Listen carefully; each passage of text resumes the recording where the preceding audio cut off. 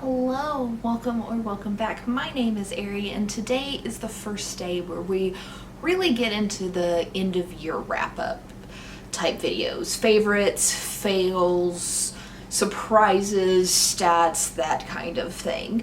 And we're gonna kick off this last little series with my surprises and disappointments for the year. So these books aren't in really any particular order other than the fact that I'm going to go disappointment, surprise, disappointment, surprise, disappointment, surprise, and alternate back and forth between all of them.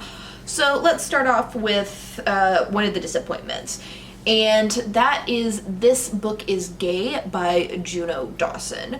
Now, this is supposed to be like a helper, non-fiction tale for queer kids, where it's like, hey, you're special, like, you're great, being gay does not make you lesser in anybody's eyes who actually matters. And it's supposed to be just kind of like something that somebody questioning their sexuality can read and like be seen. But what this really is a very narrow view of being gay, and it's the view of a cisgendered male queer.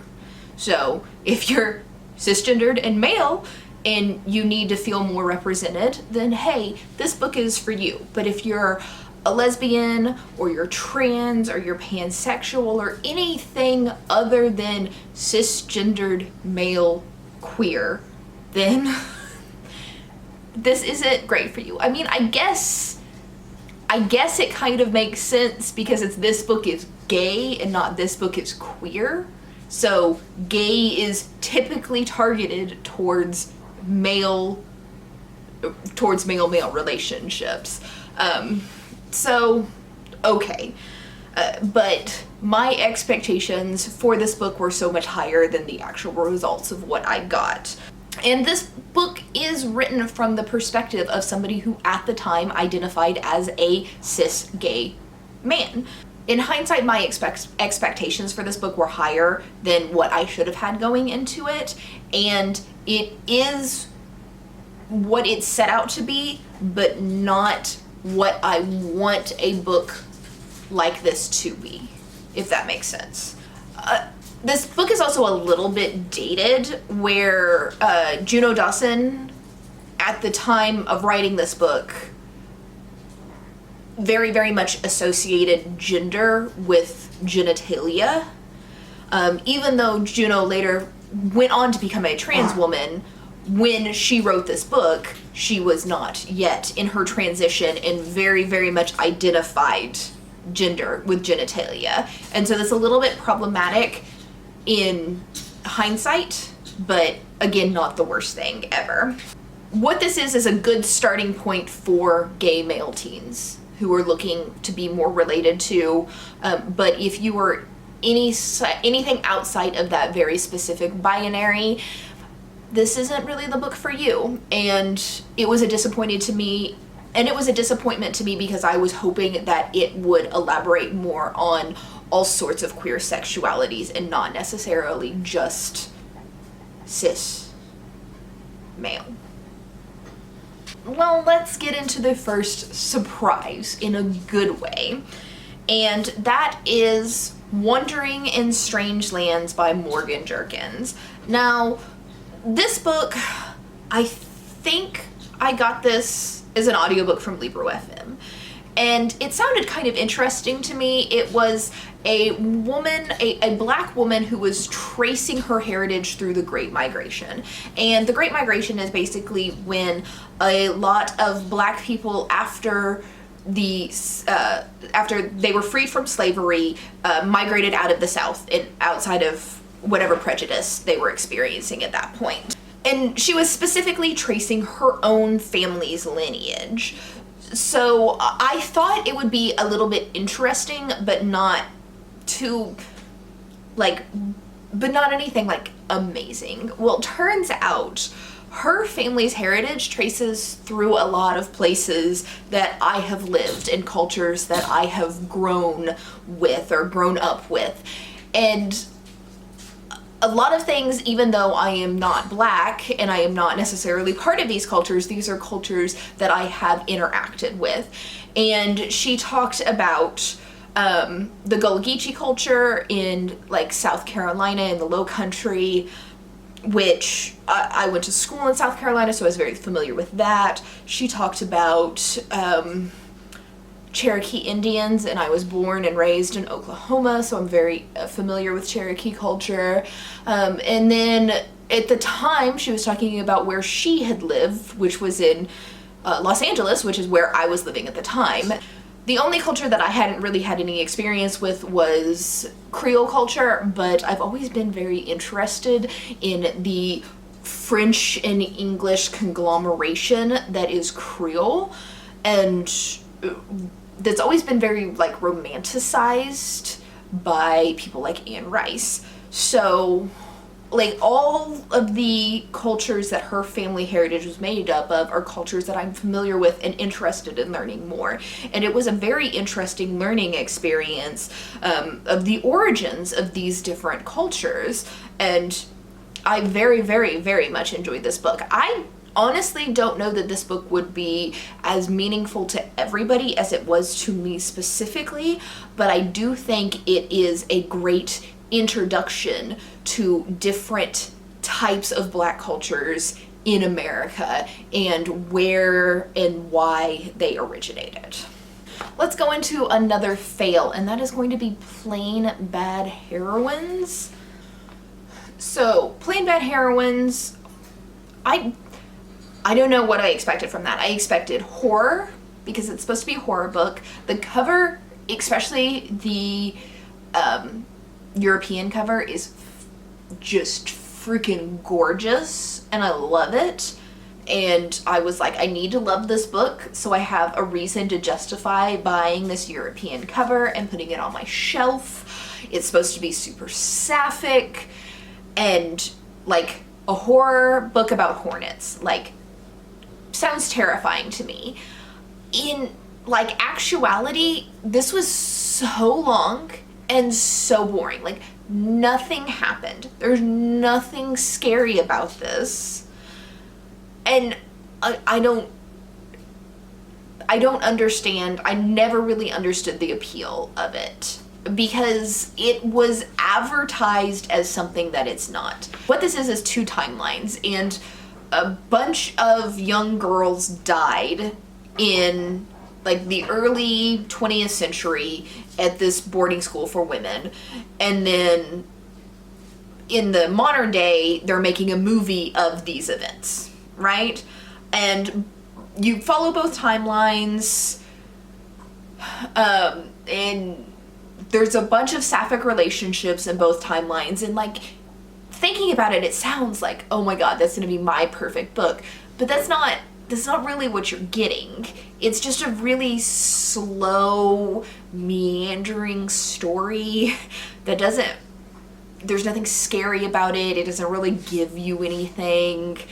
But if you like slow, meandering, sapphic stories, it's fine. It's just my expectations of what this book was supposed to be isn't what I actually got out of this book.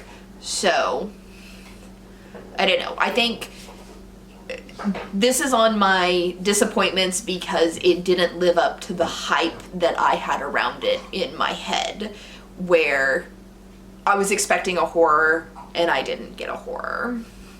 The next surprise is a book that I got in a book box, and it was one of those where I opened the book box and I was like, oh, well, this looks like a historical romance, but I promised to read all of the books that I came in book boxes, so I guess I'll read this.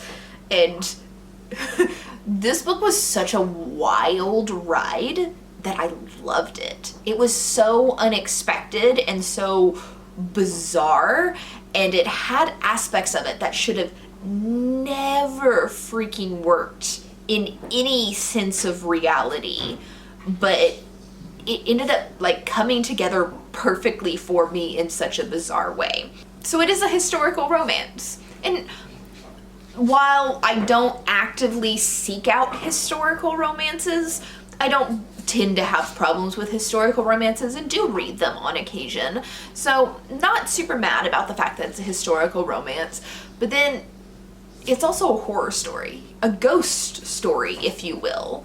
So historical romance with a ghost hunter and an eccentric, like, scientist type person, but his science leads towards the supernatural.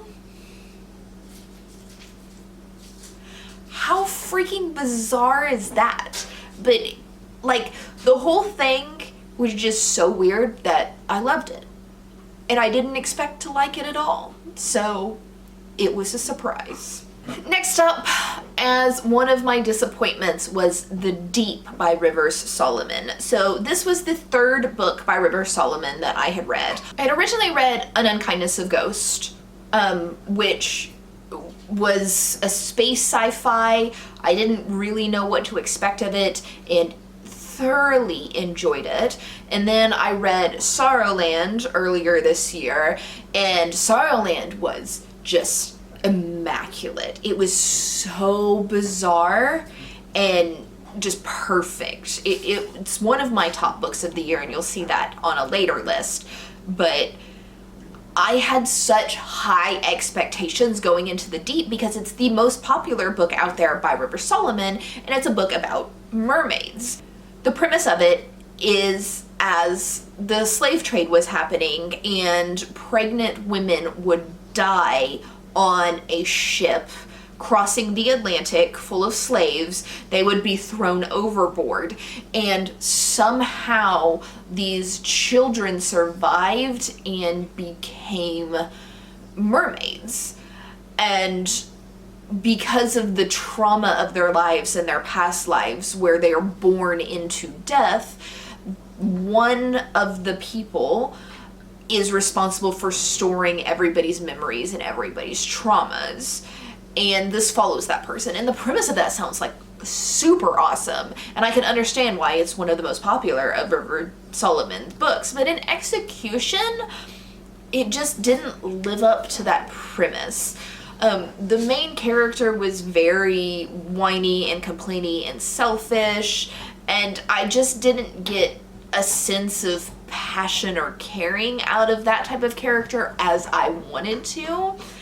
And it was mostly just that person complaining about their life and how miserable they are and how they don't deserve to be treated the way that they are, and potentially killing off their entire species through their own selfishness, instead of how I would like something like that to go down as, you know, having a conversation, communicating with people, expressing your emotions and your fears, and, you know, helping, getting help, instead of taking your baggage and trauma dumping on other people. Because that's what it felt like. It felt like a huge trauma dump. And it wasn't as great as Rivers Solomon's other books. So it wasn't bad by any stretch. Like, I still gave it 3 stars, but I was expecting so much more from Rivers Solomon than I actually got in execution. I will continue still reading all of their books. That one just wasn't for me. Next up is a good surprise, which is The Sundown Motel by Simone St. James. Now, this is a thriller that I read more towards the end of the year, after I had been reading thrillers on and off all year and hating every single one of them. I am just not made for domestic thrillers, I don't think. Like, I legitimately do not care about people's relationships.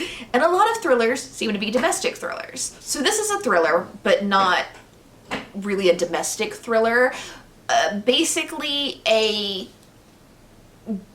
girl's aunt has gone missing from her job at a motel in the 1970s, and years and years later, she gets a job at the same hotel trying to track down and figure out what happened to her aunt. And it's, as of all of Simone St. James books that I've read, it's a dual timeline, so you follow the aunt and then you follow the girl, and you have their two experiences. First off, this was just a fantastic thriller in and of itself, but to compound its fantasticness, there is an actual, like, otherworldly component to this, where a lot of thrillers will be like, there's ghosties, but then it turns out not to be a ghost. These actually turn out to be ghosts, and that's how Simone St. James' writing is, as far as I know, is all of the thrillers have ghostly aspects, and it turns out to actually be freaking ghosts. So this is one of the 2 thrillers that I read this year that I actually liked. So it's a surprise that I liked it, because I haven't seemed to have a lot of luck with thrillers. So I'm going to take this opportunity to say that if you have thriller recommendations that are not domestic, like I don't care about anybody's freaking relationship in a thriller, and the characters aren't all assholes, because the ones where it's like, it's from a bunch of perspectives and all of the people are assholes, so you can assume all of them are killers, I don't like those either. But something like this, I like, I'm interested, let me know in the comments below. Next up in my bad surprises, oh, I was so bad about this book. And that was The Lost Apothecary by Sarah Pinner. And I think my anger towards this book came from how this book was marketed. This book was marketed as magical, as fantasy, as like historical fantasy. That's how this was marketed.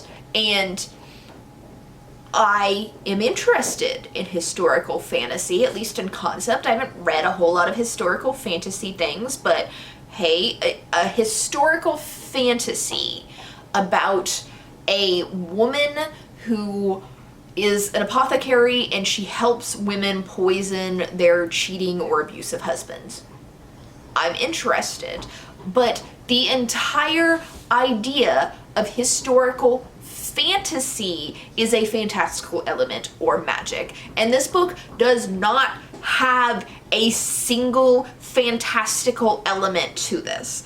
If I had gone into this book expecting historical fiction without magic, then my expectations would have been set correctly for this book, and I probably wouldn't have hated it as much as I did. But the fact that it was advertised to me as a fantasy and it was not in any way fantastical at all pissed me off.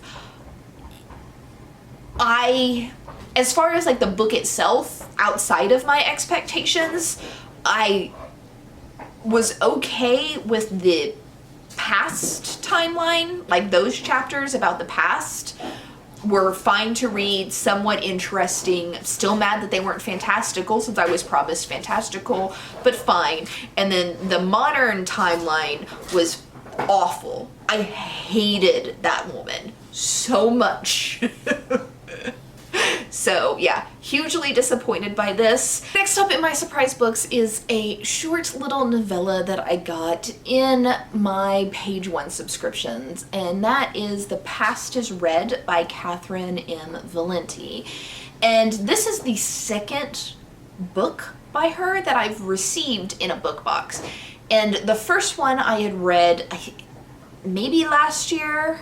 I think I read it last year, or maybe I read it this year before I got this one. Whenever I read it, I hated it. I passionately hated it. Read it and decided I am never going to get along with Catherine Valenti's writing, and I'm never going to bother to read something else by her again. So I got this book and I didn't expect anything from it, but I was like, okay, this is like 150 page novella. I'll go ahead and give it a try in order to try to be completionist about reading the things that come in book boxes, right? So if I don't even try it, then I won't be able to review the book box. So I expect nothing from this book and go ahead and read it. And it was basically my perfect book. This is one of the very, very few books you're going to see repeating, and it's going to be on the surprise list because it was a huge surprise, and it's going to be on my top books of the year list as well. So additional spoilers for that.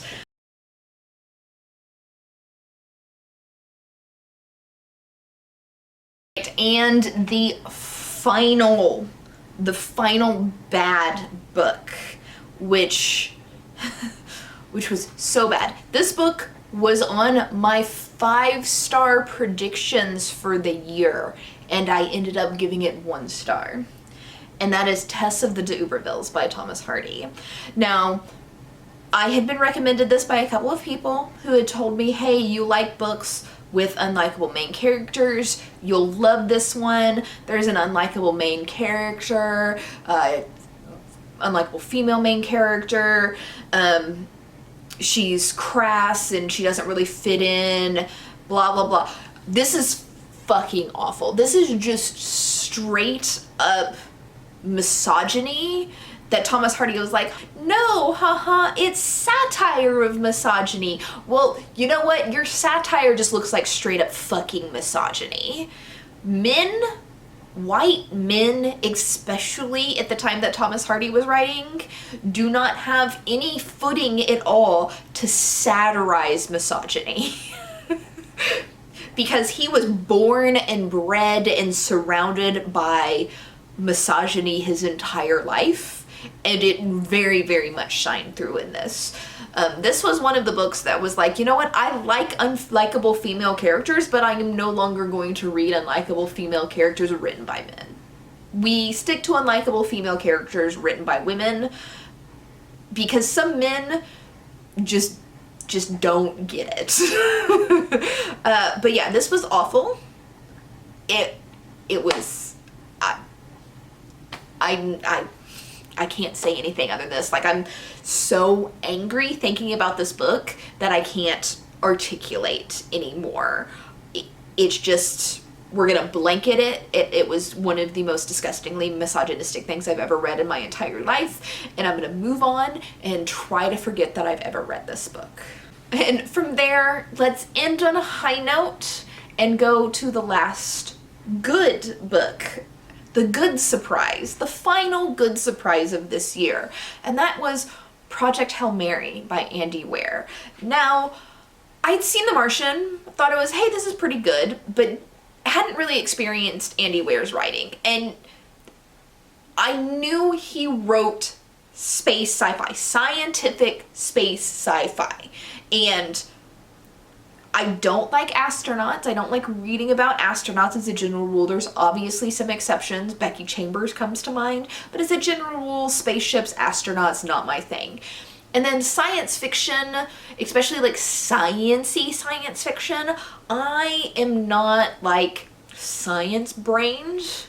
And most of those are far too complicated for my dumbass to understand. And so I get lost and just, you know, don't care. But Andy Weir, for some reason, can write science-y science fiction in a way where he doesn't make me feel stupid, but also, like, doesn't make me feel like he's talking down to me or oversimplifying things. And there are a couple of people who can do this. Andy Weir, Becky Chambers does it really well. Mary Robinette Kowal does it really well. So I'm slowly dipping my fingers into this space science-y fiction and reconsidering my preconceived notions of it. But I did not expect this to be as fantastic as it was. It's funny, it's intelligent, it's absurd at times, and it's kind of basically what it sounds like. It's a Hail Mary play where the entire fate of humanity is put on a astronaut who has lost his memories due to cryosleep. And it's told in a way where he wakes up in this spaceship and he doesn't remember who he is, why he's there. He remembers absolutely nothing.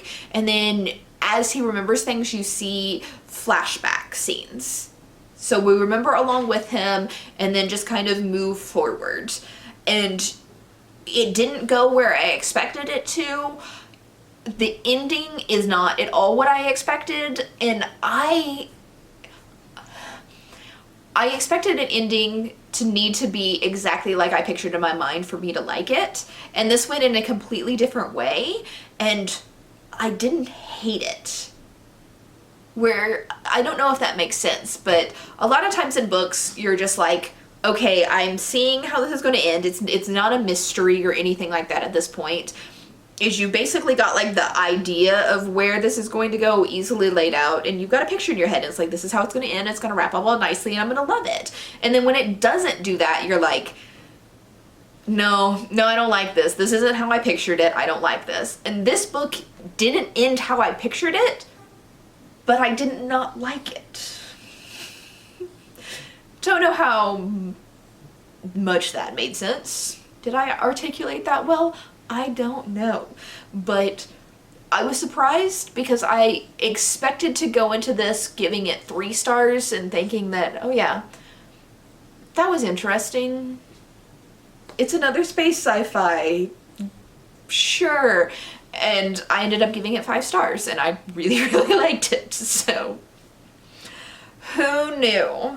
Anyway, that is it for today's video of my surprises and disappointments of the year. Come back tomorrow where I will be doing the worst books of the year, and I'll see you then. Bye!